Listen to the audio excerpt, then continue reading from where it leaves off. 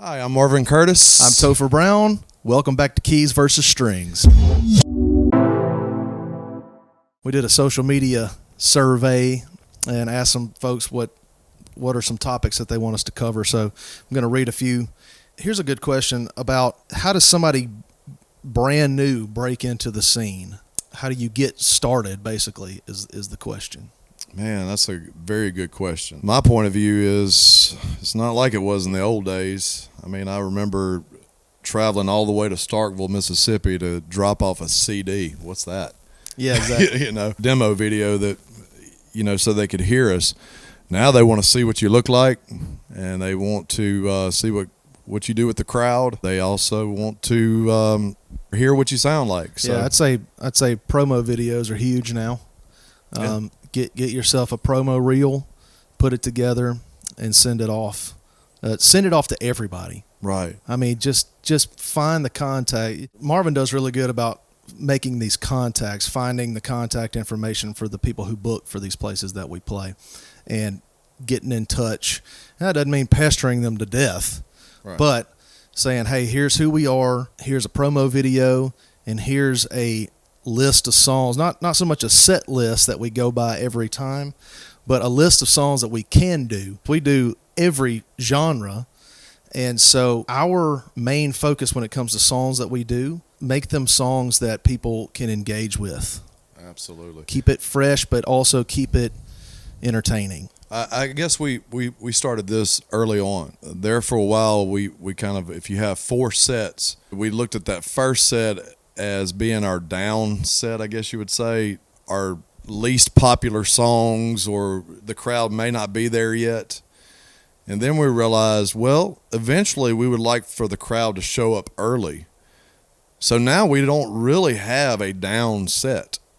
Right. And also if we see during our gigs that even though we may think it's a great song and the crowd's not responding to it, eventually we'll axe it, because we want the crowd to respond to absolutely every song that we do. Maybe you call that being a sellout. No, we want to make money.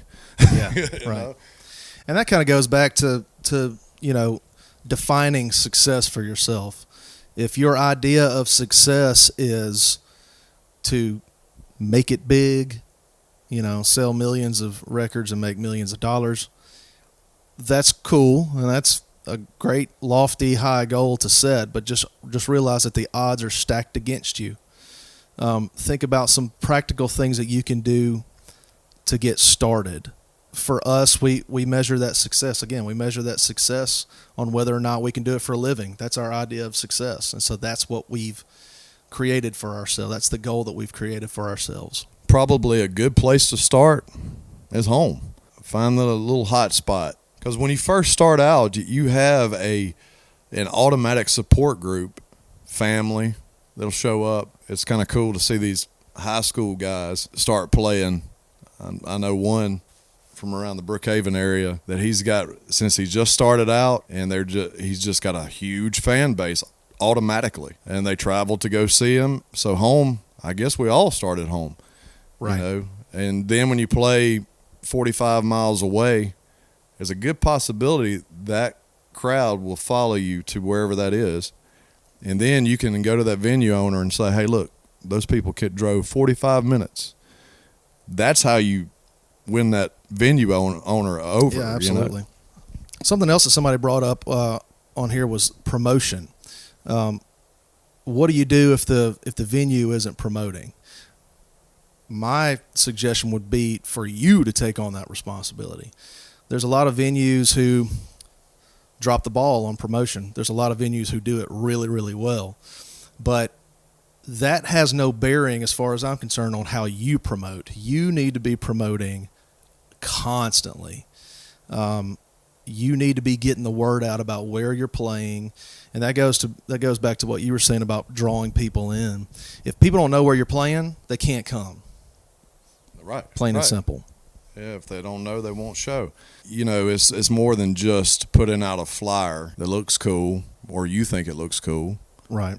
I'll go to these venues during the breaks. I'll get phone numbers just so I can invite them to the next gig. it's something about a personal relationship with that fan base. And eventually you become friends with them. They start following you at different places. There's power in numbers. That's all it is to it. Get phone numbers, add them on Facebook. The moment you start, hey, are we friends on Facebook? Add them. If you're back in that area again, you can send them a personal message. 9 times out of 10, they're not going to come alone. They might bring 3 or 4 people. And you do that over a period of time. That's what a lot of bands that I see, they're not doing that. They're just showing up and playing. Right. You know? A lot of people actually had this question. How do you keep that focus and that drive? If you're doing it full time, 5 to 7 nights a week or whatever it is, how do you keep that focus? How do you stay driven and stuff like that? For me, it is constantly realizing that I get to play music for a living.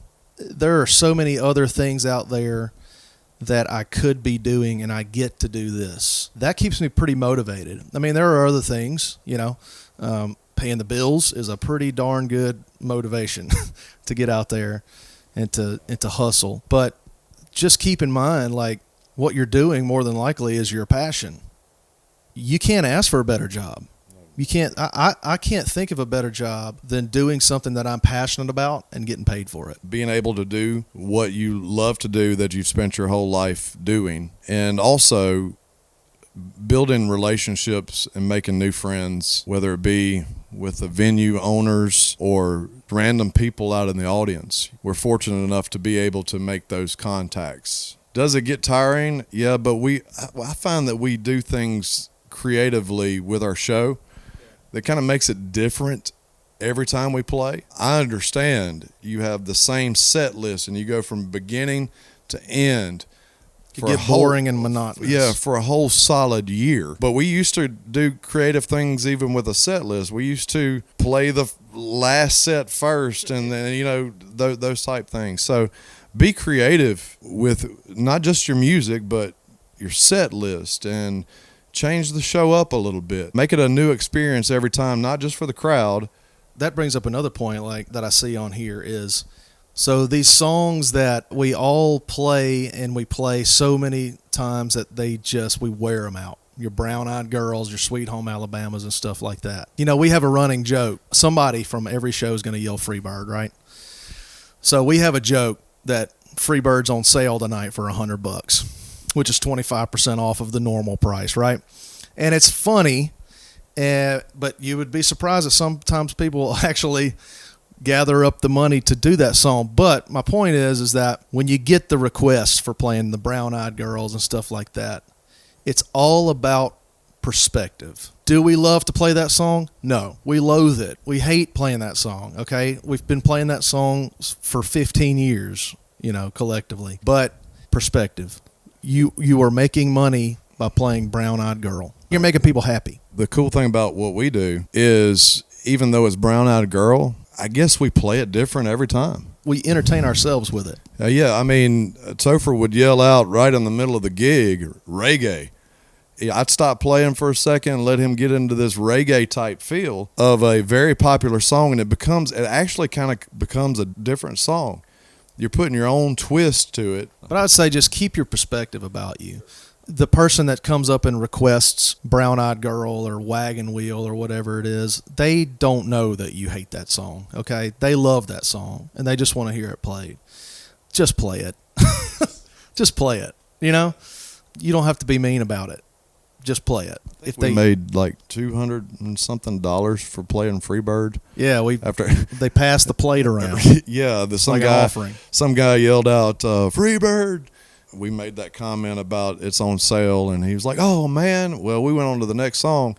That redneck had taken his hat around to people, and he collected. We would have played it for like $75. He had like almost $200 in the hat. Yep. And we amazing. played the shortest shortest version of Freebird we could absolutely. find. All right, guys, that's going to do it for this video. There's a whole bunch of stuff that we didn't get to cover that we want to cover, so stay tuned for part 3. That's coming very, very soon. We want to get into some specifics about dollar amounts and things like this, so you definitely don't want to miss that. And we'll try to answer a lot more of these questions that we got on Facebook. Yeah, and again, smash the like button. Subscribe, baby. Drop us a comment. Let us know what you would like for us to talk about on the next one. We love you guys. Keys versus strings. Out. Yes.